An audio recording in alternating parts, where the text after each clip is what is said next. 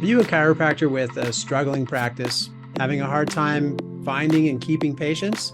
Is your staff falling short of expectations? I'm Dr. Scott Sawyer, and DC Trainings has the answers that you need. So tune in now and find out how. Hello, everybody. Welcome to DC Trainings. I'm Dr. Scott Sawyer, and it's great to be with you today. We're going to dive into our next section of Module 3 with DC Trainings, which is the Report of Findings module. And today's topic is the future health projections. So we're picking up from last week, which was the review of subluxations.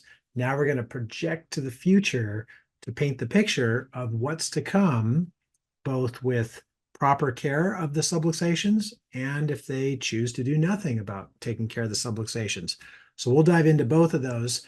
But just to start out, this is a key point because what happens with, there's a famous quote by Sigmund Freud: when people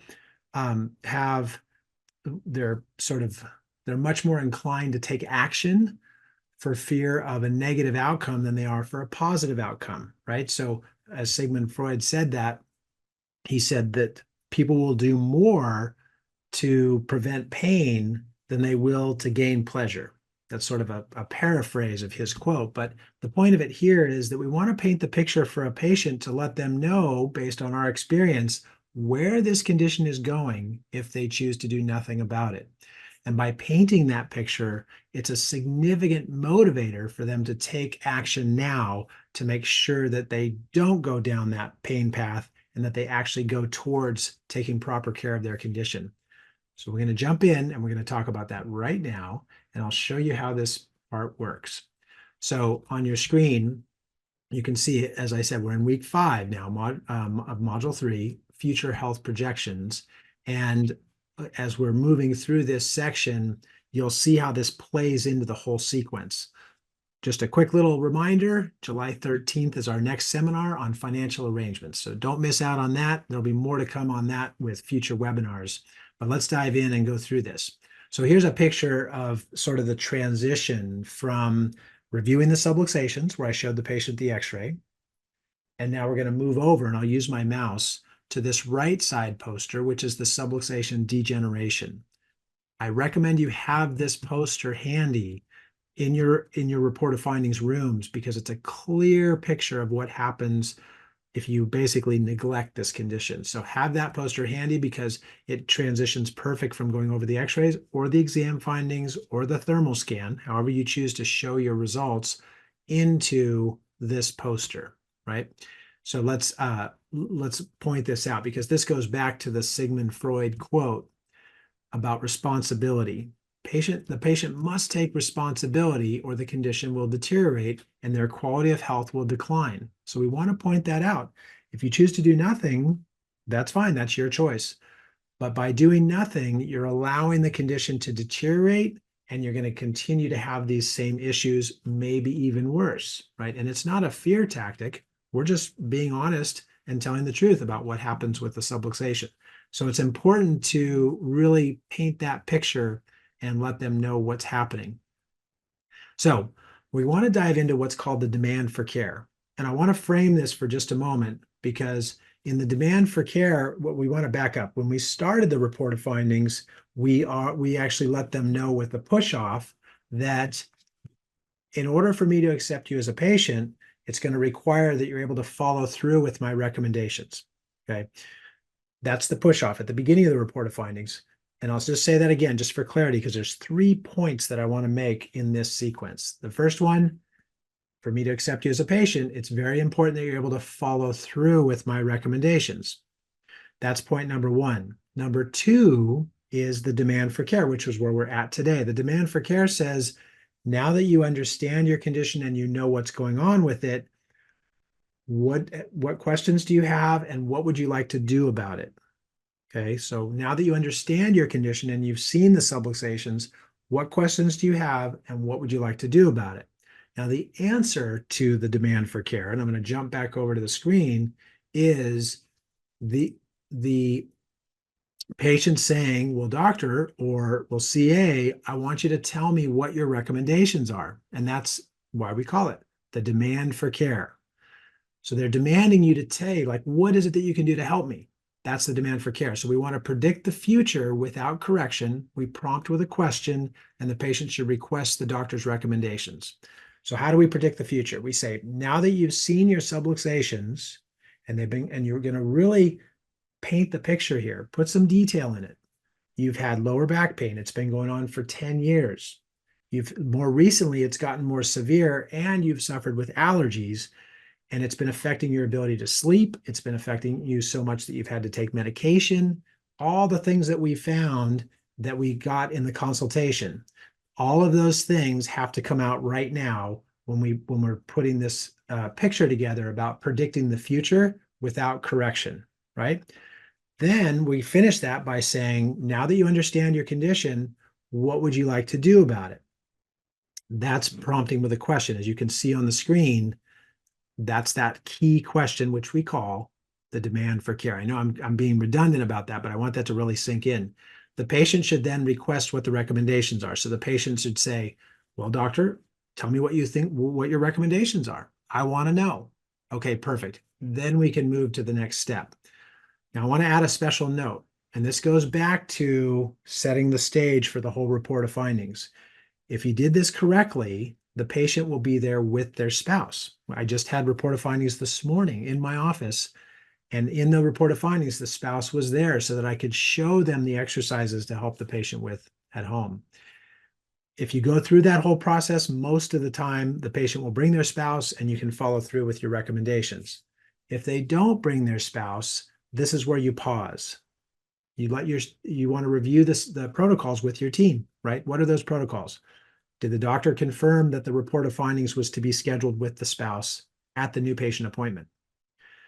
Did the CA at the front desk then schedule the appointment for the patient and the spouse and give a reminder card with both names on it? Did they do the confirmation call or text the night before to confirm the report of findings with both names, right? So all these steps go into place, and we want to follow those protocols. And if someone comes without their spouse, maybe there's a specific reason, and that's fine, but we want to review our protocols with the team. Then we're going to perform the entire report of findings, but we're going to pause, and we're not going to go into recommendations, and we're not going to go into financial arrangements. Why? Because without the spouse there to help out with these specific exercises, the results may suffer. And if the results are going to suffer, we have to go right back to the original push-off. Do we want to accept this patient under those circumstances? Maybe you do, maybe you don't. If you do, that's fine. What you would do is you would say, we're going to go ahead and get you adjusted today, and then we're going to reschedule the appointment for you to come back with your spouse so that your spouse can help you with the things that we're going to give you to do at home. And you set up a second report of findings with the spouse there. So I want to just reframe that, because we're not going over recommendations. We're going to do that when the spouse is there, because with the added exercises that the spouse is going to help with, that means that's going to follow the recommendations as we plan them right from the beginning. If the spouse isn't there, that changes the recommendations. We probably don't want to go over that right now, right? Because the recommendations are going to be altered, which means the outcome or the results are also going to be altered. And we want to wait on going over financial arrangements. That's not part number 2 on the screen, because if the recommendations are going to change, so are the financial arrangements. So we want to wait on that. So we want to perform the entire report of findings, but we're going to leave those 2 parts out until we can have the spouse come so they can help with the exercises, and that will follow the plan that we put together for the patient to get the best results. So really key point to that part. You're probably asking, what do we do between now and when the patient comes back? Maybe the spouse can't be there for a week to go over the results. In that case, that's okay. We want to do some pre-ROF appointments until the spouse attends. So those appointments are going to be set up in a way where you're going to see the patient for the adjustments pending that report of findings appointment. And if you want to see an example of this in terms of what you want to cover in those pre-ROF appointments, you can watch the video. It's on the website, and that'll show you clearly how to structure those visits to avoid the pitfall where the patient feels better after a couple of adjustments and then never comes to the report of findings because their symptoms are gone and they left because they felt better. So we can prevent that from happening by following the pre-ROF appointment protocol, which is on the website for you. Okay, so check that out in that other section. But that's how we would continue to take care of the patient until the spouse attends at the report of findings. We have a script, which I'll show you on the website. And actually, that will take us there right now. There we go. Okay, let me jump over there. So here's the script from the website. I'll just show you the website here. Sorry, back up to the homepage. I went through and grabbed that script for you. It's the Future Health Projection script. The CA says, at your last visit, you shared your health concerns and how they've affected you at home, work, and hobbies over the past 10 years, right? We're recapping those primary concerns and effects. Patient says, yes, that's correct. I hadn't realized there was so many things wrong. Well, CA says, during your exam, we discovered that your flexibility has been reduced by 25 to 50%. In other words, you've been getting stiffer by the day. So I'm really kind of repeating exactly what they shared with us in their new patient appointment. And I'm really putting it together in one concise, here you go, this is what you shared with us. Not you had some low back pain for a week and then you just came in to see us for a quick fix. I'm really going through the details that they shared with us. Patient says, that's right, I didn't even notice my spine had become so flexible. Well, your x-rays showed advanced degeneration at multiple levels of your spine with discs that are beginning to fuse together. Patient says, wow, I was surprised to see how advanced they were. Now I'm worried. CA, you've also explained that you've been forced to take medications on a regular basis in order to cope with these health problems. Patient says, yeah, I have. I've actually started getting problems in my stomach from the side effects of taking so many medications. CA says, the doctor is very concerned with you. And then here's where you're going to project to the future, right? The project to the future is, if you had to live with that same condition for another 10 years, how would your life be affected? Patient says, I can't even imagine that. I would probably be disabled or incapacitated. Well, I have a question for you. How do you feel about your condition and what would you like to do about it? Right? That's that push off, or sorry, that's the demand for care question right there. I want to know what the doctor recommends and what I can do to take care of these subluxations as soon as possible.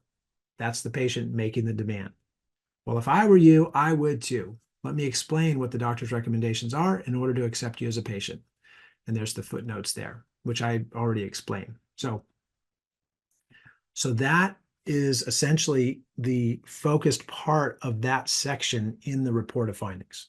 The future health projections, which includes the demand for care, which was a piggyback on the push-off from the beginning. The third piece, which we'll get into in an upcoming webinar, is the clear 100. That means there's a clear 100% commitment to follow through with the recommendations. We don't want to go into recommendations until we have the demand for care. We don't want to go over the results of the exam or the subluxation or the first visit, excuse me. We don't want to go over the results of the first visit until after we've done the push-off. So we do the push-off, we do the results, we do the demand for care, we do the recommendations, we do the clear 100, and then we do the financial arrangements. Okay, so that's the flow and the sequence through the report of findings. And when you do this, I want to just finish with this.